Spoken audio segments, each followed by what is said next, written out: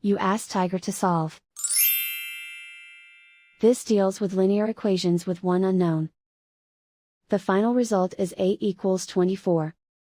Let's solve it step by step. Group all constants on the right side of the equation. Add 23 to both sides. Simplify the arithmetic.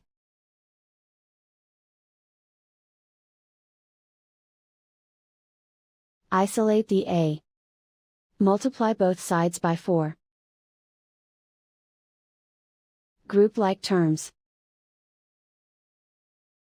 Multiply the coefficients. Simplify the fraction. Simplify the arithmetic. And so the final result is A equals 24.